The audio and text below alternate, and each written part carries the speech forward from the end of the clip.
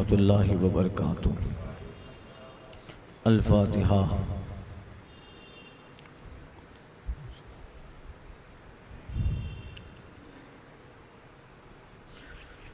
इन्नल्लाह व मलाइकतहु युसल्लूना अलन नबी या अय्युहल्लज़ीना आमनू सल्लु अलैहि व सल्लिमू तस्लीमा।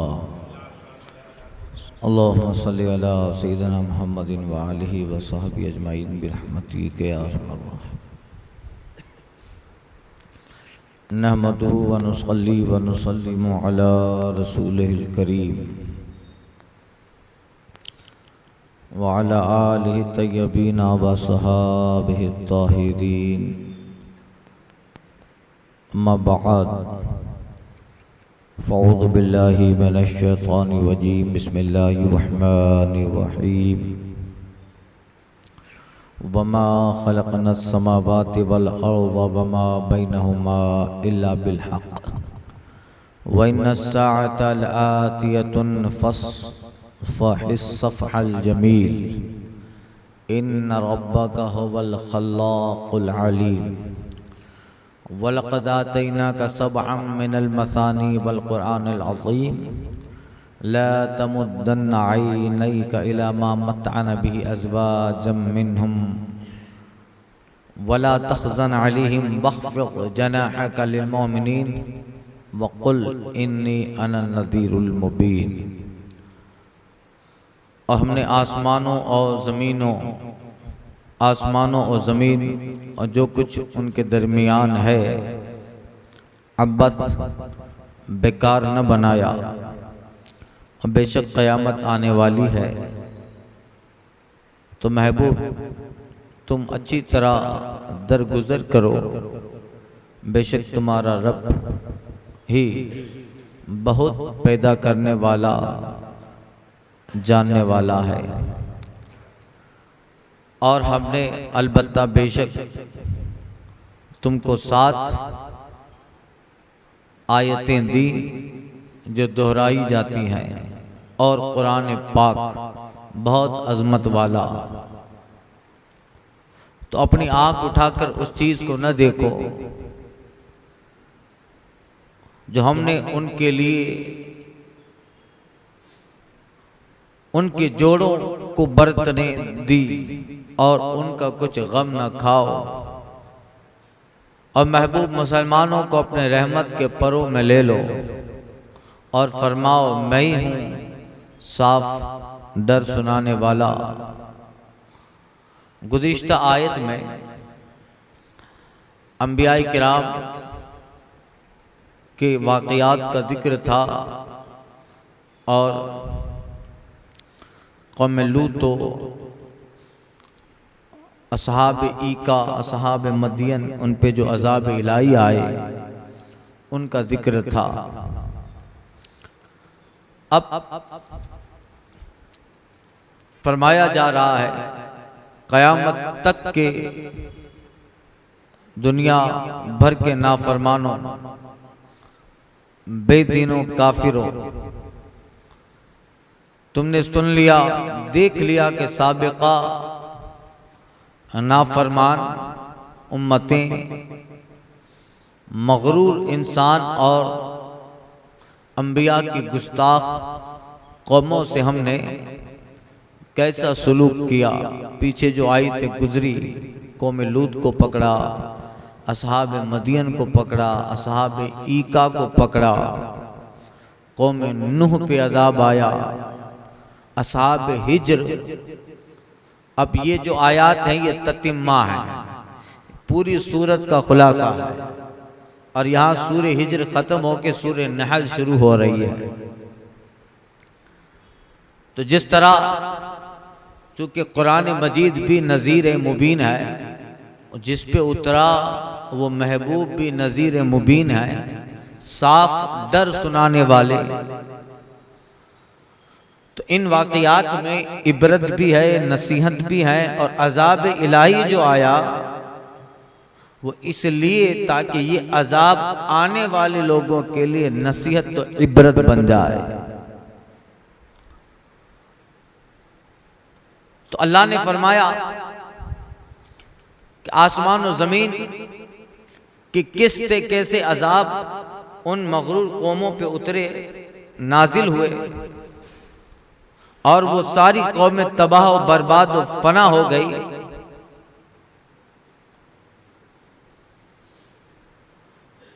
और उस कौमों में जो मुशरिकीन थे, अपने गुमान में जो भी वो गुमान किए थे सब गलत साबित हुए। अंबिया किराम ने उनसे उनकी नाफरमानियों पर जिस जिस अजाब व इताब की खबर दी थी वो होके रही। कई 100 साल तक हजरत नूह अलैहिस्सलाम पर मस्खरा करते रहे, इसी तरह दिगर अंबिया पर, मगर नबियों ने उनके कुफ्र पर जो कहा था कि वईद दी थी कि अजाब इलाही आने वाला है, रब का अजाब आएगा, तो वो एक एक उन नबियों की बातें सही हुई। ढील तो मिली मगर वक्त पे अजाब इलाही जरूर आया। अल्लाह फरमाता इसकी वजह ये नहीं है कि हम गफूर और रहीम नहीं है कि अजाब दे रहे हैं, इसकी वजह ये नहीं कि हम गफूर और रहीम नहीं, बल्कि वजह यह है कि हमने आसमान और जमीन, वमा खलकना समावाति वल अर्द वमा बैनहुमा इल्ला बिल हक, हमने आसमान और जमीन और जो कुछ इनके दरमियान है वो सिर्फ हक के लिए बनाया है। इल्ला बिल हक, हमने वो सारी चीजें हक के लिए पैदा की हैं। अगर ये कौमें हक परस्त होती, ये कौमें अल्लाह की वहदानियत तो अंबिया पर ईमान ले आती, अगली उम्मतों पे जो अजाब इलाही आई, ये कौमें अगर हक परस्त होती तो कभी भी न फना होते न बर्बाद होते, बल्कि अल्लाह ताला उनकी हक परस्ती की बुनियाद पर आसमान और जमीन, चांद, सूरज, पहाड़, शजर और हजर अल्लाह उनके लिए मुसख्खर कर देता, ताबे कर देता। और पत्थर उनको सलाम करते, किसी पत्थर की मजाल थी उनको लगता हिलाक कर देता, और कोई पानी की जरूरत थी कि उनको डिबो देता, बल्कि ये वो लोग ताकत लेते कि बहरे जुल्मात में दौड़े घोड़ा देते, बहले जुल्मात में ये घोड़ों को दौड़ा देते। हुआ भी ये जो दामने रिसालत माब सल्लल्लाहु अलैहि वसल्लम से वाबस्ता हुए, गरीब थे, नादार थे, दुनियावी जाह जलालत इतनी नहीं थी, मगर इतिहास बताता है कि वो हक परस्त हुए, नबी के दामन से वाबस्ता हुए, तो जनाब खालिद इब्न वलीद और तारिक बिन ज़ियाद जैसे अजीम सहाबा वो अगर इशारा करते हैं तो उनके घोड़े पानी में चलकर रास्ता दरिया उन्हें देता है, और पानी और दरिया उनके मुसख्खर और ताबे हो जाते हैं। मगर ये लोग जिन पे अजाब इलाही आया, वो उस अजाब से बचने की तदबीरें, मशक्कतें करते रहे कि अजाब से बचे। जैसे पीछे अर्ज किया, कौम हिजर जो थी बड़े बड़े मकान बनाकर चाहती थी कि बच जाएं, कितनी तकलीफें उठाई कि इतने मकान मजबूत बना ले कि अजाब से बच जाएं। इतनी तकलीफ कर रहे हो अजाब से बचने के लिए, आसान काम है। जिस नबी को तुम्हारे दरमियान भेजा गया है उनके दामन से वाबस्ता हो जाओ। ये पहाड़ तो नहीं बचा सकेंगे, मगर नबी की बारगाह का कमजोर छप्पर भी अजाब इलाही उसको हटा नहीं सकता है। तो ये इसलिए जो लोग अंबिया किराम की दावत और तबलीग से वाबस्ता हो गए, फिर वो दुनिया के इमाम बन गए।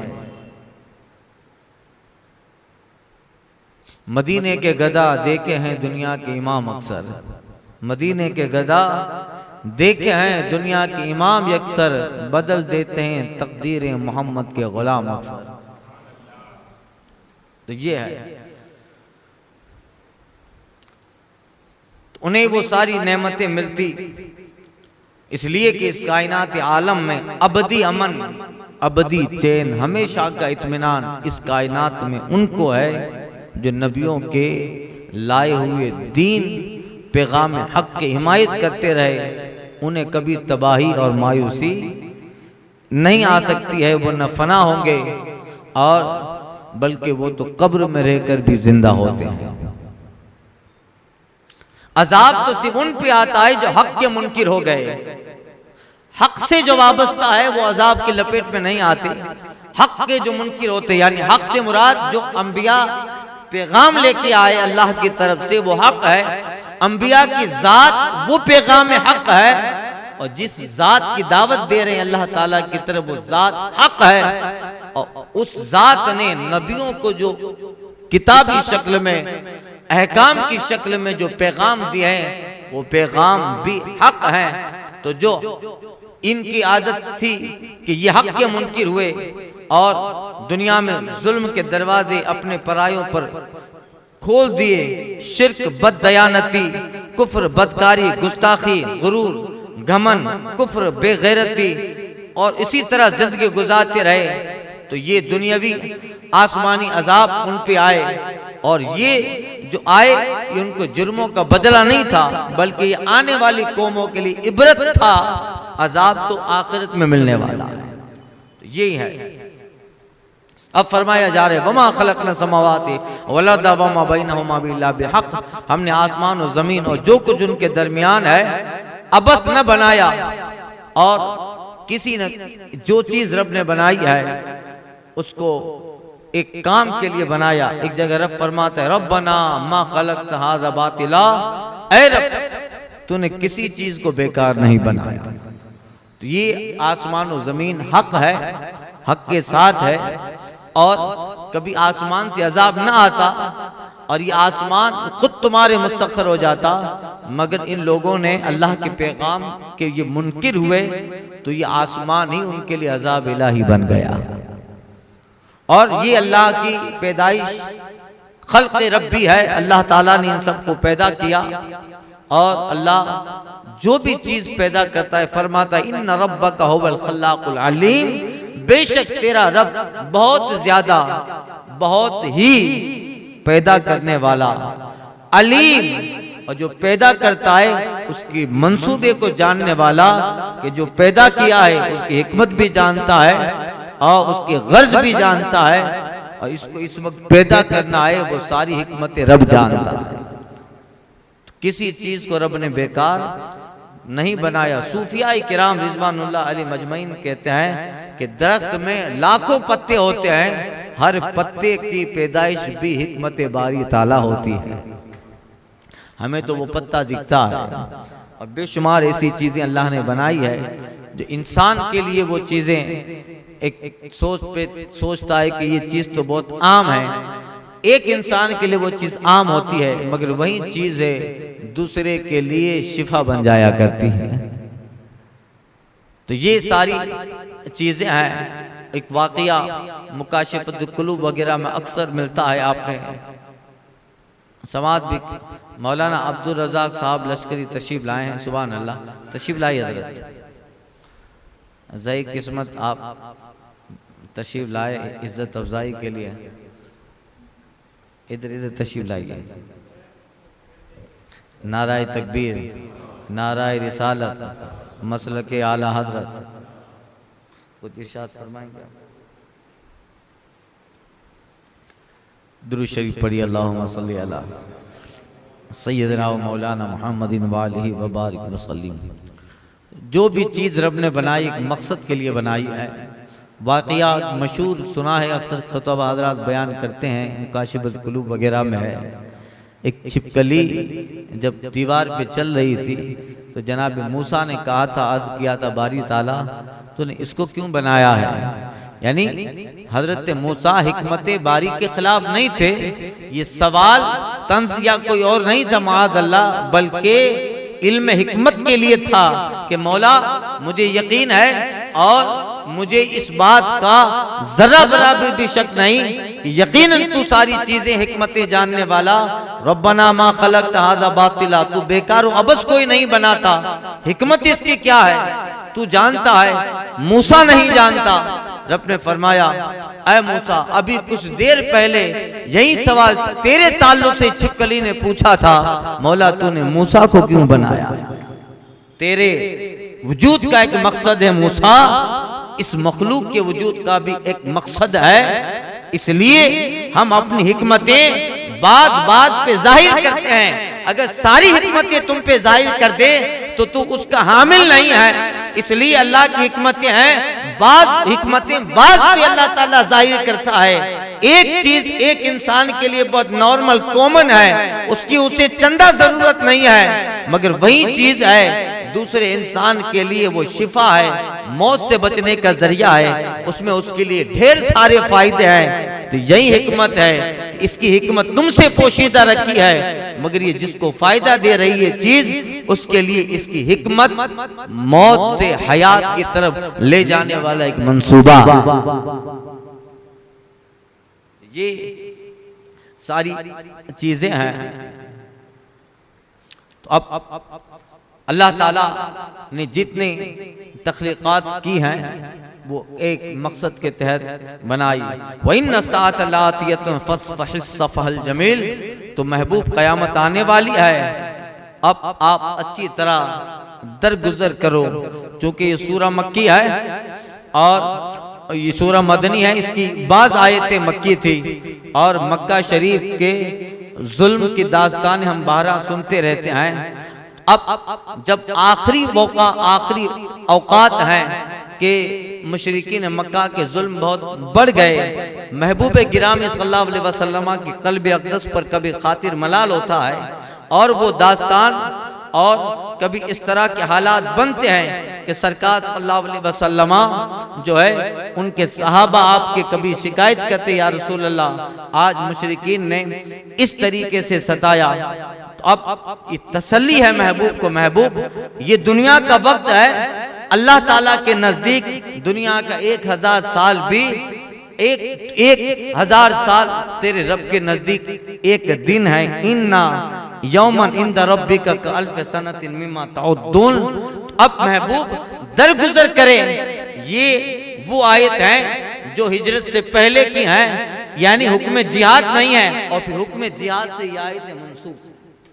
फिर जब हुक्म जिहाद आया तो फिर ऑप्शन दो ही बचे हैं, या तो ईमान ले आए या उनसे जिहाद करना है। तो ये चूंकि सूरे मदनी में आयत मक्की है, तो पहले मैंने अर्ज किया था इन्न साअत लातियतुन, महबूब क़यामत आने वाली है, तो दरगुजर करें। अभी आप अपनी तबलीग जारी रखें, अभी इनके दर पे नहीं होना है या उनके मुकाबिल नहीं होना है महबूब, वक्त आने वाला है। फस्फहिस जमील, तो महबूब आप अच्छी तरह दरगुजर करें, आप करीमाना अखलाक के साथ, खुल्क़ अज़ीम के साथ। अगर कोई सताता भी है तो महबूब आपको उसकी रविश से जवाब नहीं देना है, जब जवाब देना होगा महबूब तो हम आप पर कुछ आयात उतारेंगे। वो आयत जिहाद है, वो इनको इनकी जबान में जवाब होगा, मगर महबूब फिलहाल अगर इस तरह के वाक़ियात बनते हैं फस्फा, आप दरगुजर फरमाएं, और दरगुजर भी ऐसे करें कि उस दरगुजर में, उस रूगर्दानी में भी महबूब आपके अखलाक करीमाना हो, आपके खुल्क़ करीम हो। इन रब्बका हुवल खल्लाकुल अलीम, बेशक आपका रब बहुत ही पैदा करने वाला, जानने वाला है। यानी रब पैदा भी करता है और बंदा न जाने, रब उसकी हिकमतें जानने वाला है, खल्लाक भी है, अलीम भी है, पैदा भी करता है और पैदा करने की हिकमतें भी बारी ताला जानता है। वलक़द आतैनाका सबअम मिनल मसानी वल क़ुरानिल अज़ीम, और अलबत्ता बेशक हमने महबूब तुमको 7 आयतें दी जो बार बार दोहराई जाती हैं, और कुरान अजीम दिया। वला ला तमुद्दन्ना ऐनैक इला मा मत्ताना बि अज़वाजम मिनहुम, तो अपनी आंख, ये हुजूर से खिताब नहीं है, ये दिगर मुसलमानों से खिताब है।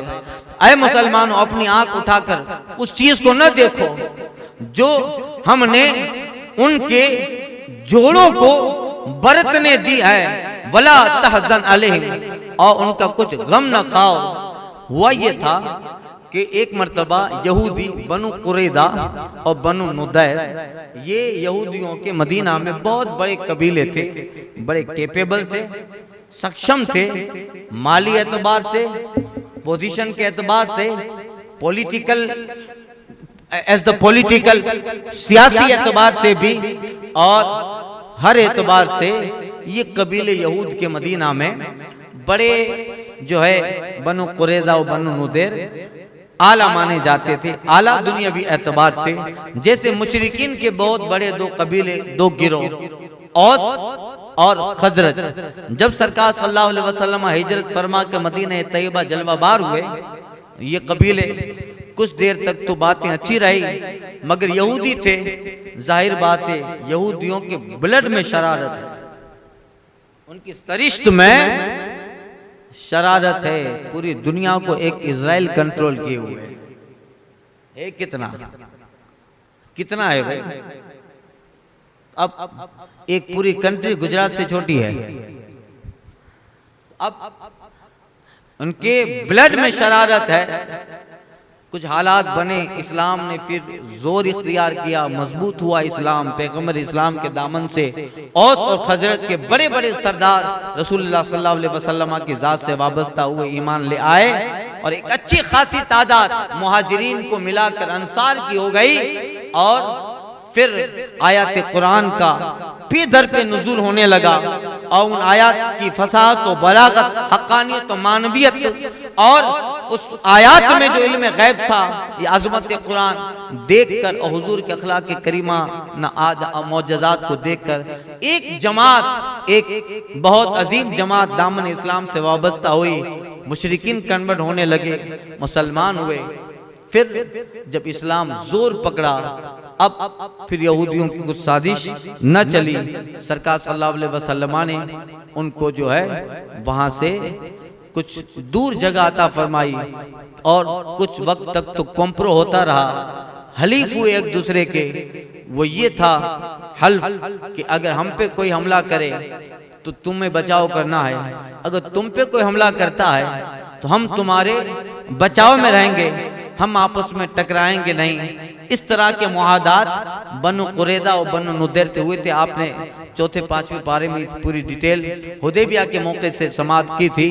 अब ये सारी चीजें थी, मगर जब बहुत ज्यादा शरारतें बढ़ गई, फारूक आज़म रज़ियल्लाहु ताला अन्हु के ज़माने में फिर उनको खैबर के इलाके दिए गए। चलो तुम मदीना में नहीं रह सकते, यहाँ रहोगे, शरारत करोगे, मुसलमान को आपस में टकरा देते थे। फिर उनको फारूक आज़म के ज़माने में खैबर की तरफ फेंक दिया गया। फिर खैबर से भी शरारतें करते थे, मक्का आसपास के मुशरिकों को मिलाकर इस्लाम के खिलाफ भड़काते थे, मंसूबा करते थे। मंसूबा करने में तो ये कौम सबसे आगे, प्रोजेक्ट बनाना, मंसूबे के साथ एक लाए अमल तैयार करना, ये बड़ी माहिर हैं। और इस तरह माहिर हैं कि आज दुनिया को 90% दुनिया को उन्होंने सूद के चक्कर में ले लिया। और आज जो सूदी कारोबार है, इसी पे हुकूमतें टिकी पड़ी हैं, चाहे बरतानिया हो, चाहे जो है यूरोप के दीगर ममालिक हों, बर्रे आदम हो या बर्रे सगीर हो, इन सब में देखें तो ये सारी चीजें थी। फिर मौलाए कायनात का जमाना आया तो वहां से भी उनको खदेड़ दिया गया कि यहाँ रहकर भी शरारत करते हो। वहां से भी फिर कई सालों तक दरियाओं में, कश्तियों में रहे, घूमते रहे।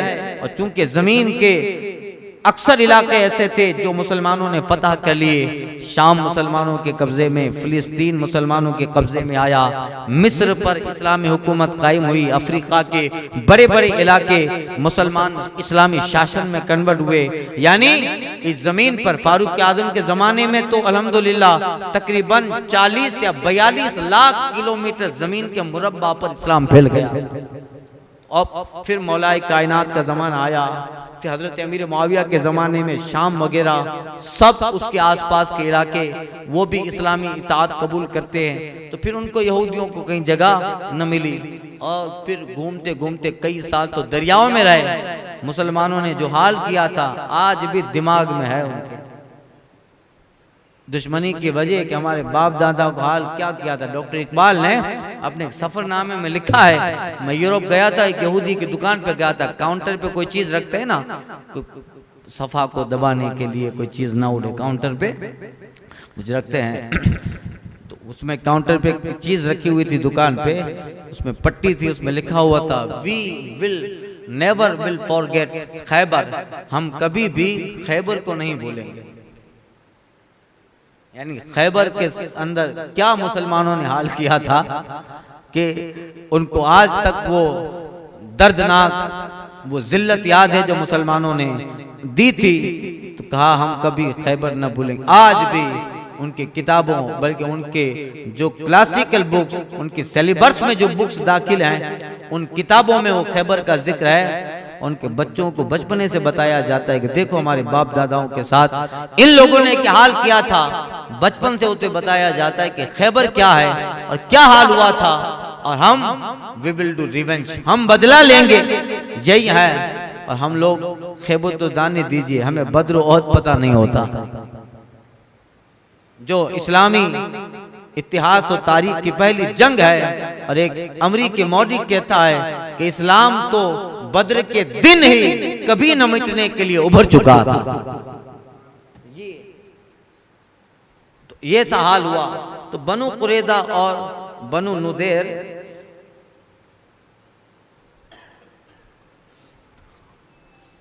एक बहुत बड़ा सामान तिजारत उनके हाथ आया था, और इस कदर सामान उनके पास आया, कुछ नफ़े उनकी तिजारत में जो भी नफ़े हुए होंगे किसी एतबार से उन्हें आया, जिसमें जवेरात, खुशबुएं थी और बहुत सारे गल्ले थे, अनाज थे। एक बहुत बड़ा जो है अंबार लगा था। जब बनु कुरैदा और बनु नुदैर के पास सामान आया तो कुछ सहाबा थे, सहाबा किराम रिज़वानुल्लाह अलैहिम अजमईन ने उनके उस माल तिजारत, उस कसरत अमवाल को देखकर, कसरत गल्ला को देखकर बारगाह रिसालत में कुछ सहाबा ने कुछ हसरत की बातें की, और कुछ सहाबा की ज़बान से निकला कि काश इतना माल हमें मिलता तो हम दीन की खिदमत करते। सहाबा के अंदर माल की अगर इस तरह की बातें भी होती थी तो वो इसलिए होती थी ताकि वो दुनिया से फारिग हो जाए। हुजूर ने एक मर्तबा फरमाया था कि दौर आने वाला है कि इस कदर माल आएगा, इस कदर माल आएगा कि आदमी गिन नहीं सकेगा, उस कदर सोने के सिक्के इंसान के हाथ में आएंगे। तो सहाबा खुश हुए। खुश होने की वजह ये नहीं थी कि दुनिया का माल इस कदर आया, खुश होने की वक्त थी।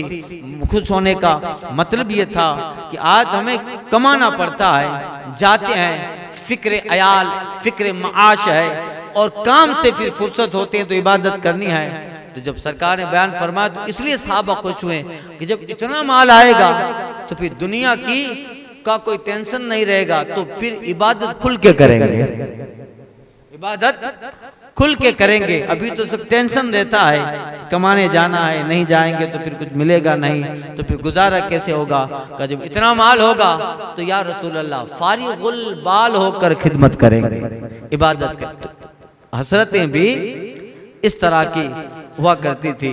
तो जब इस तरह की हसरतें हुई तो नबी करीम सल्लल्लाहु अलैहि वसल्लम आका करीम तक जब ये खबर पहुंची तो सरकार कुछ खातिर मलाल अफसुर्दा हुए और ख्याल किया कि मेरे सहाबा को ये हसरत भी क्यों आई, ये हसरत भी क्यों आई सहाबा किराम को। अल्लाह ताला ने तसल्ली के लिए ये आयत उतारी, वला तमुद्दन्ना ऐनैक इला मा मत्ताना बि अज़वाजम मिनहुम, और ऐ मुसलमानों उन चीजों को आंख उठाकर भी न देखो जो हमने इनको जोड़ों की शक्ल में बरतने के दी हैं। ये बनु कुरैदा, ये बनु नुदैर, ये इनके माल तिजारत, ये इनके गल्ले, इनके सामा, ये जो हमने दुनिया में उनको दिए हैं बरतने के लिए। ला तमुद्दन ऐनक, इनकी तरफ कभी आंख उठाकर भी न देखो, वला तहज़न अलैहिम, और कभी इस पे गम न करो। हमने तुम्हें क्या दिया है, लक़द आतैनाका सबअम मिनल मतानी, हमने तुम्हें इतना खजाना दिया है कि दुनिया की सारी दौलतें भी तुम्हारे कदमों में हो तो उस खजाने के एक अशर अशीर के बराबर भी नहीं है। वो खजाना क्या है, आतैना का सबअम मिनल मसानी, महबूब हमने आपके सदक़े आपके गुलामों को सबे मसानी दी है, यानी कुरान की बार बार पढ़ी जाने वाली 7 आयतें सूरे फातिहा, जिसकी 7 आयतें हैं जो बार बार रिपीट होती है। सबे मसानी में कई कौल हैं, ज्यादा मुनासिब और अर्जह रुजू वाला कौल रजह जो है मुनासिब कौल यह है कि सबा मसानी से सूरे फातिहा मुराद है कि 7 आयतें हैं सबे मसानी, बार बार पढ़ी जाने वाली, कंटिन्यू रिपीट होने वाली सूरे फातिहा की 7 आयतें हैं। हर रकात में पढ़ी जाती है, दुआ के तौर पे भी पढ़ी जाती है, शिफा के तौर पे भी पढ़ी जाती है, इल्तिजा के तौर पे भी उसको पढ़ा जाता है, बेशुमार मवाक़े में पढ़े जाते हैं, हर रकात में पढ़ा जाता है। तो महबूब आप इन्हें कह दे, रब ने तुम्हें खजाने की शक्ल में अस्सबअ मसानी मिनल मसानी वल कुरानिल अज़ीम, और ये जो कुरान दिया है ये वो खजाना है कि जो कभी खत्म होने वाला नहीं। लक़द आतैनाका, तो कुरान की 7 आयतें मसानी रिपीट होने वाली, बार बार दोहराई जाने वाली। सूरे फातिहा बार बार पढ़ा जाता है ना भाई, हर रकात में पढ़ा जाता है, बल्कि जिन रकातों में सूरत नहीं मिलाई जाती वहां ये सूरत पढ़ी जाती है। इस सूरा को तो पढ़ा जाता है। अगर आप आखिरी 2 रकातें पढ़ते हैं फर्ज की, तो फिर उसमें सिर्फ सूरे फातिहा पढ़ते हैं। और बेशुमार मौके पर इसकी बड़ी फजीलत है, इसलिए कि सूरे फातिहा जो है वो जो है उसको सूरतुल किताब भी कहा गया, सूरतुल किताब। और इस सूरे फातिहा को असले कुरान भी कहा गया है। और ये सूरे फातिहा वो है, आका फरमाते ला सलाता इल्ला बि फातिहतिल किताब, कोई नमाज फातिहतुल किताब यानी सूरे फातिहा के बगैर मुकम्मल ही नहीं। तो ये सूरत भी है, आयात भी हैं, आयत शिफा भी हैं और इल्तिजा भी है। इतनी जबरदस्त इल्तिजा है कि पूरे कुरान की असल सूरे फातिहा है, उसमें जो दुआ है बंदे और रब के दरमियान। अल्हम्दुलिल्लाह रब्बिल आलमीन, तमाम तारीफ रब के लिए जो आलमीन का रब है, पालने वाला है। अर्रहमानिर रहीम, जो बहुत निहायत करम वाला रहमान रहीम मेहरबान है। मालिक यौमिद्दीन, यौम जज़ा, यौम आखिरत का मालिक। इय्याका नअबुद व इय्याका नस्तईन, मौला हम तेरी इबादत करें, तुझी को पूजें और तुझी से मदद तलब करें। इय्याका नअबुदु व इय्याका नस्तईन इहदिनस सिरातल मुस्तकीम, ऐ मौला हमें सीधा रास्ता चला। सिरातल लज़ीना अनअमता अलैहिम, रास्ता उनका जिस पे तूने इनाम रखा। अंबिया, सिद्दीकीन, शोहदा, तेरे नेक बरगुज़ीदा बंदे। लल मग़दूबि अलैहिम वलद्दालिन, उनका रास्ता न चला मौला जिन पे तेरा गज़ब नाजिल हुआ। वलद्दालिन, और न उनका रास्ता जो बहके हुए हैं, गुमराह है। तो आयत भी है, सूरत भी है, शिफा भी है, इल्तिजा भी है, और बंदे और रब के दरमियान मुनाजात भी है। सब मसानी वल कुरानिल अज़ीम। और बेशक महबूब हमने आपको यानी महबूब आपके सदके में मुसलमानों को हमने 7 आयतें दी जो बार बार पढ़ी जाने वाली हैं। वल कुरानिल अज़ीम, और कुरान पाक अज़मत वाला कुरान। वक़्फ़िज़ जनाहका लिल मोमिनीन, तो महबूब मुसलमानों को अपने रहमत के परों में ले लो। आप इन पे नजरे करम करते रहें, आप उन पे अपनी इनायात छिड़कते रहें, आप अपने नबूवत के दामन से उन्हें लगाए रखें कि ये हसरत आई है, मगर आपकी करम नवाजियां, आपकी इनायतें इस कदर मुसलाधार हों महबूब कि जब आपके दामन से इस तरह मुंसलिक रहें, आपके रहमत के परों में इस तरह ढके रहें कि आपके रहमत का जो पर इन मुसलमानों पे हो उसकी हद दुनिया तक ना हो बल्कि कब्र और हश्र तक। हकीकत भी यही है कि महबूब के रहमत के परों में मुसलमान ढके हैं, दुनिया में नहीं कब्र में भी हश्र में भी दुखुल जन्नत तक।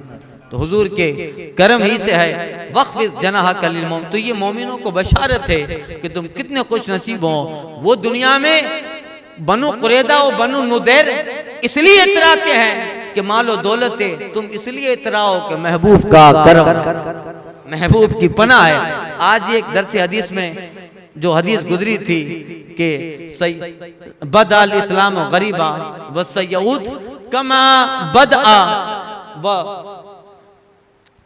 यारिजुल इस दीनो कमा तारिजुल हय्यतु इला जुहरिहा, गुजरा था कि दीन कयामत के करीब इस तरह समिट जाएगा जैसे सांप अपने आप को समिट के बिल में घुसा देता है, इसी तरह दीन कयामत के करीब समिट कर मदीना में रह जाएगा, मदीना में रह जाएगा। आज 10 हदीस में वही हदीस गुजरी थी, यानी कुर्ब कयामत में इस कदर हालात खराब होंगे कि सिर्फ मुसलमान उस दौर में जब वो वक्त आएगा तो मदीना की पनाह लेंगे, इसलिए कि वहां दज्जाल का दाखिला ममनू है, वहां दज्जाल, और वहां सिर्फ मदीना में अमन होगा, और मुसलमान आखिरी दौर में सिर्फ मदीना में रह जाएंगे।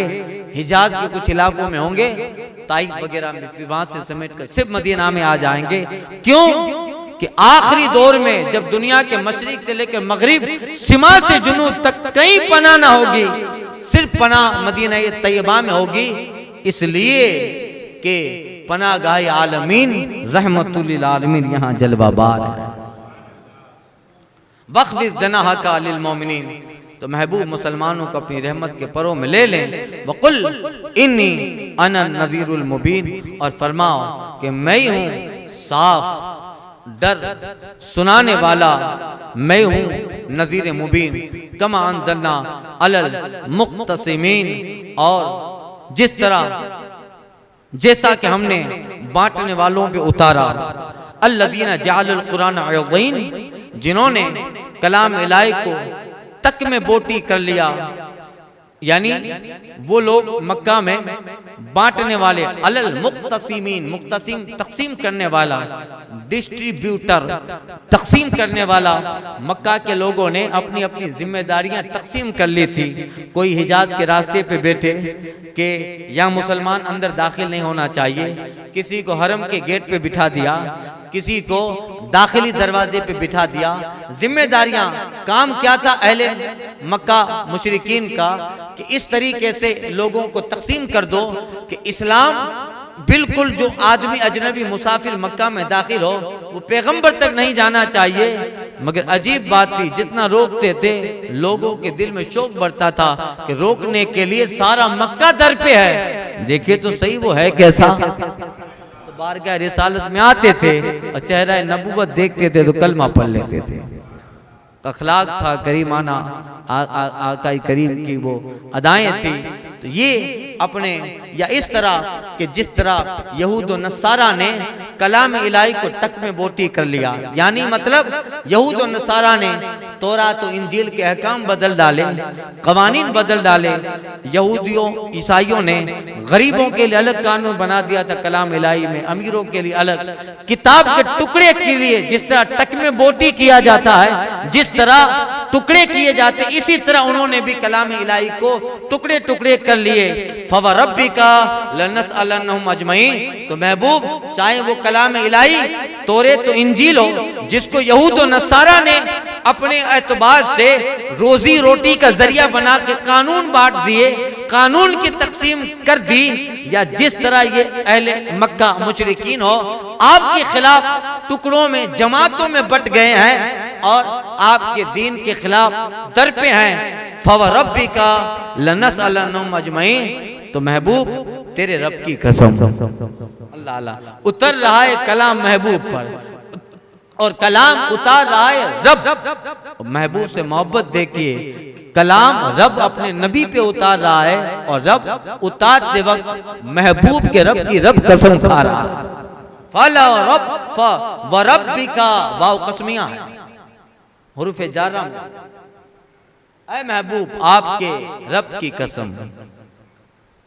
रब कह सकता था मुझे मेरी जात की कसम, तभी काम हो जाता। महबूब मुझे मेरी जात की कसम, ऐसा आया। मगर देखिए क्योंकि हालात ऐसे हैं, कुछ हालात मक्का के बिगड़े थे जिन पर ये आयतें उतर रही थी, हालात ऐसे थे, तो कहा जा रहा है महबूब फवरब्बिका, महबूब तेरे रब की कसम। रब अपनी कसम खुद खाता है, मगर इसमें भी नाम महबूब का है। ऐ महबूब तेरे रब की कसम, यानी ऐ महबूब मेरी जात की कसम, लनसअलन्नहुम अजमईन, आप गम न कीजिए, दुनिया तो कल खत्म हो जाएगी और खत्म होने वाली है। नसअलन्नहुम अजमईन, हम जरूर इनसे पूछेंगे, इन्हें हम पूछेंगे। पूछने से मुराद हम इन्हें उसका बदला देंगे जो दुनिया में तक में बोटी कर लिया, कुरान को बदला, इंजील और तौरेत को जो है इंजील और तौरेत को बदलने निकले, कुरान के अहकाम को कि युमिनुना बिबाद वयकफुरुना बिबाद, बाज पे ईमान लाए, बाज के काफिर हो गए, अम्मा कानू या मालून। तो जरूर महबूब अलबत्ता हम उनसे पूछेंगे जो कुछ वो करते हैं। फसदा बिमा तुमर, तो वो बात कहो महबूब जिसका तुम्हें हुक्म है। वारिद अनिल मुशरिकीन, और मुशरिकों से मुंह फेर लो, इसलिए इन्ना कफैनकल मुस्तहज़ीन, बेशक इन हंसने वालों पर हम तुम्हें किफायत करते हैं। आप ध्यान मत दीजिए, अगर आपके गुलामों पर हंसते हैं, आपके दीन के खिलाफ हंसने वाले 4-5 लोग ऐसे थे कि रसूल पाक सल्लल्लाहु अलैहि वसल्लम ने जिनके लिए जो है बहुत सख्त जुमले इरशाद फरमाए थे, सख्त जुमले, जिनमें कुछ लोग तो सरकार सल्लल्लाहु अलैहि वसल्लम के जलाल के इस कदर शिकार हुए थे कि अल्लाहु अकबर। रिवायतों में आता है कि ये जो गुस्ताख थे उनमें से कुछ लोग वो थे कि जिनके लिए सरकार के सख्त जुमले थे। एक दिन सरकार सल्लल्लाहु अलैहि वसल्लम कहीं तशरीफ ले जा रहे थे कि 5 लोग जिनका तारीख में नाम आता है, सरदारान मक्का के सरगना थे, मुशीर आला भी थे, वलीद बिन मुगैरा, असवद बिन मुत्तलिब बिन हारिस, ये नजदीउन नस्ल था, आस बिन वाइल, असवद बिन अब्दे यगूस, औ बिन कैस, असवद बिन मुत्तलिब, ये इस तरह के कुछ लोग थे। और ये 4 लोग जिनका जिक्र हुआ या गालिबन 5 थे, सरकार सल्लल्लाहु अलैहि वसल्लम एक दिन तशरीफ ले जा रहे थे कि रास्ते में यही टुकड़ी बैठी हुई थी जो बहुत पक्के गुस्ताख थे रसूलुल्लाह सल्लल्लाहु अलैहि वसल्लम के। हुजूर का मजाक उड़ाने लगे, गुस्ताखी करने लगे। हजरत जिब्रील ने अर्ज़ किया, रसूल अल्लाह ये कैसे लोग हैं? आका फरमाते, जिब्रील ये इस जमीन के सबसे बदतरीन लोग हैं, बदतरीन लोग हैं। तब हजरत जिब्रील ने अर्ज़ किया, रसूल अल्लाह इन पे अज़ाब इलाही आने वाला है। यानी हजरत जिब्रील ने हुक्म कुरान, हुक्म खुदा पहुंचाया, हुजूर आप इन कफ़ैनका नकल मुस्तहज़ीन, बेशक महबूब आपको इनसे किफ़ायत करने वाली, इन हंसी मजाक वालों से किफ़ायत करने वाली आपके रब की ज़ात है, आप गमगीन ना हो। रही इनकी बात तो महबूब इनका वक्त आने वाला है। चुनांचे रिवायत है कि कुछ दिनों के बाद इस वाक़िया के वलीद बिन मुग़ीरा उसके पैर में एक जहरीला तीर चुभ गया जिसकी वजह से वो मर गया। असवद बिन मुत्तलिब उसकी आंखों में जहरबाद की वजह से अंधापन हुआ और सर पटक पटक कर वो मर गया। आस बिन वाइल उसके पैर में कांटा चुभा और जिससे वो मरा। पैर सूजकर ऊंट की गर्दन की तरह उसका मोटा हो गया था। इसी तरह जो है यसवत बिन अब्द यगूस ये पागल, मजनून और दीवाना हो गया और खुद को कांटे से चुभोता, खुद के जिस्म में कांटा चुभोता, नोकीदार चीज खुद से चुभोता, अपने जिस्म को हिलाक करता। इसी तरह अदी बिन कैस ये 4 दिन तक अपने दिमाग में फोड़ा हो गया था। उसके फोड़े की बदबू की वजह से उसमें से इतना पीप निकलता कि वो उसके दिमाग से होता हुआ उसके नाक से निकलता। और इसी तरह ये उस फोड़े के बदबू की वजह से, जख्म की वजह से मर गया। ये वो लोग थे जो इस जमीन पर सबसे बदतरीन लोग थे। बस हुजूर अलैहिस्सलातु तस्लीम ने उनका जो मजाक सुना तो खातिर अक़दस क़ल्ब अक़दस पे कुछ मलाल गुजरा, सरकार को जंजीदा हुए, क्योंकि उनके जो अल्फाज थे, दिगर भी मुशरिकीन थे। मैंने पहले अर्ज किया था कि मुशरिकीन को अजाब कुफार को एक तरह का नहीं होगा, काफिर जैसा सख्त होता है अजाब वैसा सख्त होगा। अब ये लोग क्योंकि इतनी बकवास की थी रसूल पाक सल्लल्लाहु अलैहि वसल्लम, इब्ने क़त्ल करके और भी गुस्ताख था, और रसूल सल्लल्लाहु अलैहि वसल्लम के मजम्मत में माद अल्लाह हुजूर की बुराई में कसीदा लिखता था। उसको कसीदा तो नहीं कहेंगे, वो अशार लिखता था हुजूर की मजम्मत में, और अशार में लोगों को वर्गलाता था। फतेह मक्का के दिन उसके लिए ऐलान हुआ था, सबके लिए अमान थी कि वो आए दामन रिसालत में, उनको अमान है। इब्ने क़त्ल के लिए रसूलुल्लाह ने फरमाया था सहाबा से, इसको मत छोड़ना, अगर खाने काबा में हरम में काबे के गिलाफ से लिपटा हुआ हो तब भी उसको मार देना, तब भी मार देना। एक सहाबी ने देखा और फिर उसको पता चला तो हरम ही में भागा। उसको ऐसा था कि पैगंबर पे, और ये मुशरिकीन भी हरम में कत्ल नहीं करते थे किसी को, ये पहले ही से कानून था, दीन इब्राहिम का जो के कानून था, तो वो कहता कि यहाँ रहूंगा तो कोई कुछ नहीं कहेगा। वो हरम में जाकर खाने काबा के गिलाफ में चिमट गया था। एक सहाबी ने देखा कि तेरे लिए तो हुजूर ने यही जगह बताई थी कि हरम में गिलाफ काबा से लिपटा हुआ हो तब भी नहीं छोड़ो। हरम में उस सहाबी ने आके 2 टुकड़े कर दिए। गुस्ताख है, उसकी कोई जो है किसी जगह उसको पनाह नहीं मिलती। जो तेरे दर से यार फिरते हैं दर बदर, यूं ही खार फिरते हैं, तो यही है। इन्ना कफ़ई नकल मुस्तहज़ीन, महबूब बेशक इन हंसने वालों पर हम तुम्हें किफ़ायत करते हैं। आप गमगीन न करें, गम न करें, आपका रब आपको काफ़ी है। अल्लज़ीना यजअलूना मअल्लाह इलाहन आखर, ये वो लोग हैं जो अल्लाह के साथ दूसरा माबूद ठहराते हैं। फसौफ यालमून, अनकरीब जान लेंगे, इनका वक्त आने वाला है। वलक़द नालम अन्नका यज़ीक़ु सद्रुक बिमा यक़ुलून, और महबूब हमें मालूम है इनकी बातों से तुम दिल तंग होते हो। महबूब आपका रब जानता है इनकी बातों से आपका दिल तंग होता है। महबूब आप दिल तंग न करें। फसब्बिह बिहम्दि रब्बिक, आप अपने रब की हम्द बयान कीजिए, अपने रब को सराहिए। वकुम मिनस साजिदीन, और आप सजदे वालों में हो, यानी आप सजदा करते रहें। वाबुद रब्बका, अपने रब की इबादत करते रहें। हत्ता यअतियकल यकीन, यहाँ तक के जो है मरते दम तक, वफात तक आप अपने रब की इबादत करते रहें। आप इनकी तरफ मुतवज्जह न करें, ये मामला हमारा है महबूब, हम इनसे निपट लेंगे, आप तबलीग जारी रखें। यहाँ सूरे हिज्र खत्म हुई, आगे इंशाअल्लाह सूरे नहल और उसके नुज़ूल की वजह और उसके ताल्लुक से इंशाअल्लाह आइंदा के दर्स में अर्ज़ करता हूँ। अल फातिहा।